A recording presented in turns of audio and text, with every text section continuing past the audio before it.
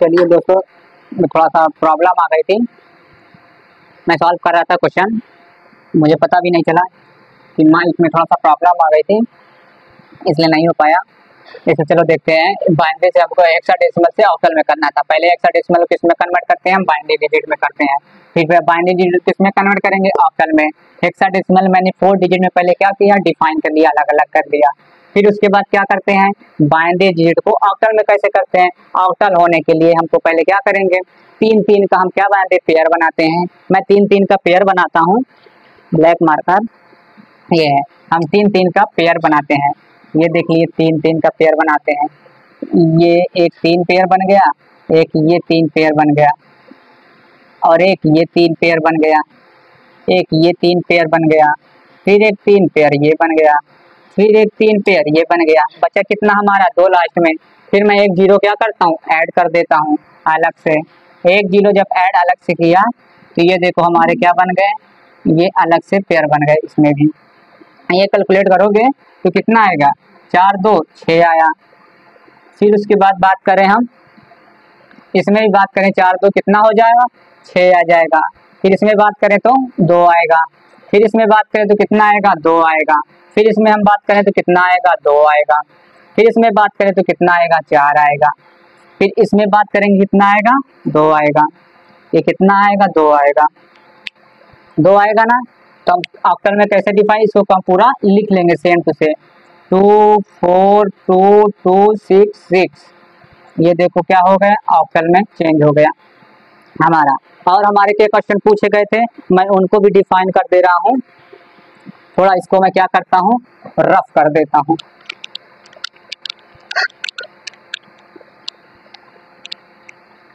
बस रफ कर दूं, इसको अभी लिखा रहने दो। एक क्वेश्चन और पूछा था हाफ एडर का एक फिगर पूछा था। ये फिगर ये सेम टू सेम आया था। क्या आया था, ये हाफ एडर का पूरा फिगर पूछा था, इसमें कौन सा यूज होता है।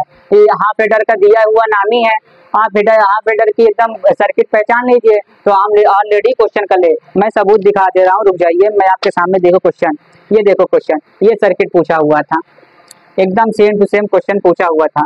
इसमें क्या है दिया गया है, देख लो, मैं फिगर देखो यही वाला बना देता हूँ। ये एक इनपुट ये दिया गया, एक इनपुट बी दिया गया।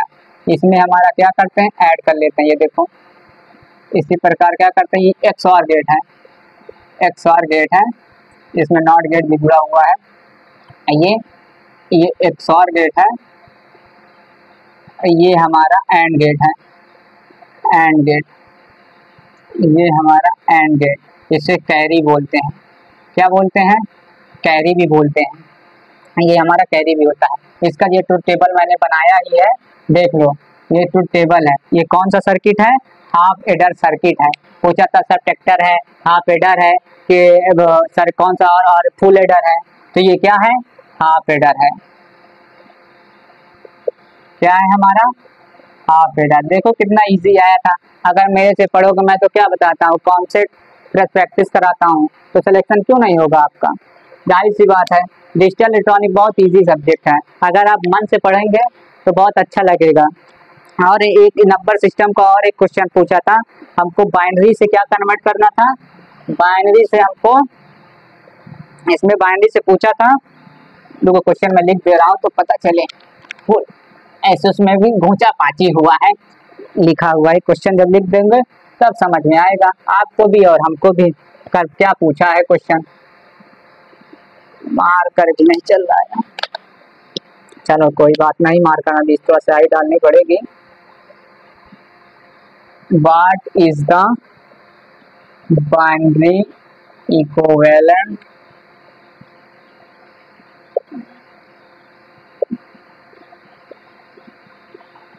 इक्विवेलेंट 4.53 ये देखो पूछा था कि ये किसके इक्विवेलेंट होगा, बाइनरी नंबर में इसको कन्वर्ट करना था। इसको कैसे कन्वर्ट करेंगे, मैंने दशमलव में तो बताया था कि आप इसको बाइनरी कन्वर्ट करने के लिए 2 2 2 से भाग देते जाइए, आपका क्या हो जाएगा, इजीली सॉल्व हो जाएगा। कैसे आएगा, इजीली सॉल्व हो जाएगा। आप इसको 2 2 से बस केवल क्या करते हैं, भाग देते जाइए। ये कटता चला जाएगा। ये बहुत लंबा प्रोसेस है, फिर बता दिया आप सॉल्व कर लेंगे। और तो इसी प्रकार दो तो एक तो सॉल्व बता दे रहा हूँ। ये क्वेश्चन देखो इजी था, 2 से केवल डिवाइड करना है। आप अगर थोड़ा सा कर लेंगे तो बेहतरीन समझ लेंगे कि कैसे सॉल्व करना है। और एक क्वेश्चन आया था सर्किट में, अरे कॉम्प्लीमेंट आया था, हाँ ये तो मैं भूल ही गया था। एक कॉम्प्लीमेंट का भी क्वेश्चन आया था, वो सुबह ही बताया था, वेरी वेरी इंपॉर्टेंट था। इसमें क्वेश्चन क्या पूछा था कॉम्प्लीमेंट निकालने के लिए, देखो 2 कॉम्प्लीमेंट निकालना है हमारा 4 डिजिट का, 4 डिजिट का 2 कॉम्प्लीमेंट हमको क्या करना है, निकालना है। ये क्वेश्चन क्या पूछा था, what is the highest decimal number that can be stored in a 4-bit register by 2 complement. ये हमारा क्या करते हैं, कॉम्प्लीमेंट फाइंड करना है मेथड से, 2 कॉम्प्लीमेंट फाइंड करना। क्या क्वेश्चन फिर से पढ़ो, आपको क्वेश्चन में ही आंसर मिलेगा। देखिए what is the highest decimal number, क्या पूछा है, हाईएस्ट डेसिमल नंबर पूछा है। हमारे हाईएस्ट डेसिमल नंबर कौन कौन से होते हैं, 0 से 9, कौन से होते हैं डेसिमल नंबर हमारे 0 से 9, जिसका बेस क्या होता है 10 होता है।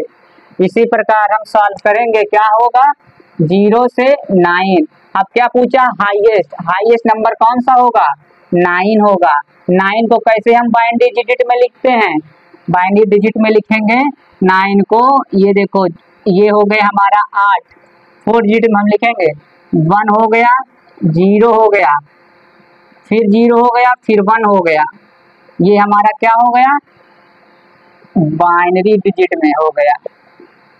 हमको क्या फाइंड करना है, 1's complement and 2 complement.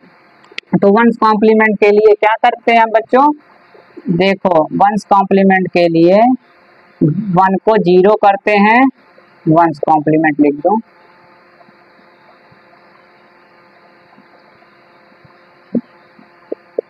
Once complement. अब 1 को 0, 0 को 1, इसी प्रकार हम क्या लिख देंगे 1's कॉम्प्लीमेंट चेक।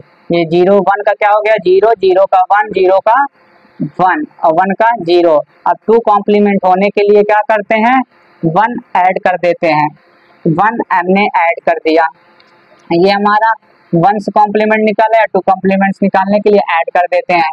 ऐड करना आपको मैंने सिखाया था ना, 0 1 का क्या हो गया 1 हो गया, 1 का 1 हो गया, 1 का 1 हो गया, 0 हो गया, ये 2 कॉम्प्लीमेंट्स हो गया, 2 कॉम्प्लीमेंट्स हो गया।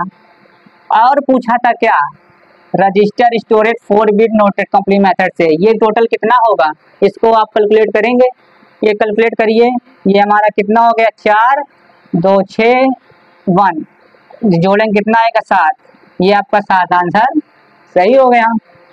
देखिए बहुत इजीली क्वेश्चन आते हैं कॉम्प्लीमेंट वगैरह के। अब देखो कैसे हम क्लास स्टार्ट किए थे, और वेस्ट बंगाल जो पेपर का लेवल है बहुत ही इजी आया था।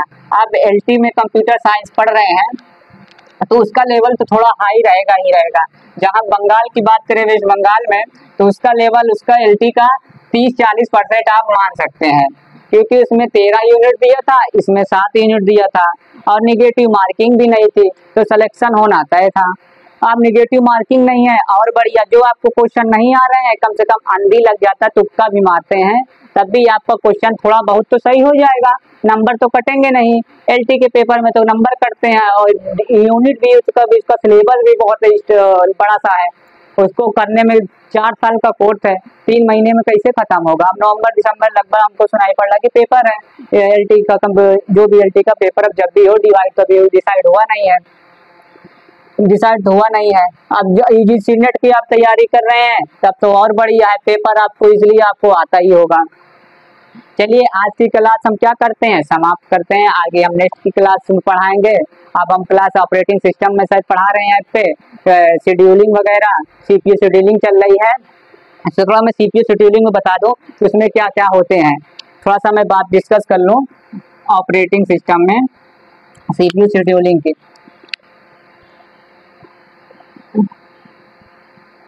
सीपीयू शेड्यूलिंग की, सीपीयू शेड्यूलिंग में क्या दिया रहता है हमारा, एक न्यूमेरिकल टाइप आते हैं, एक जीआरएफ आता है, एक राउंड रोबिन भी आता है, राउंड रोबिन, और तीसरा भी आता है प्रॉपर्टी बेस्ड भी आता है। 3-4 टाइप के क्वेश्चन उसमें आते हैं। उसमें मेन बात क्या होती है, प्रोसेस दिया होता है, अराइवल टाइम दिया होता है, ब्रश टाइम दिया होता है, हमको एवरेज वेटिंग टाइम निकालना होता है और टर्न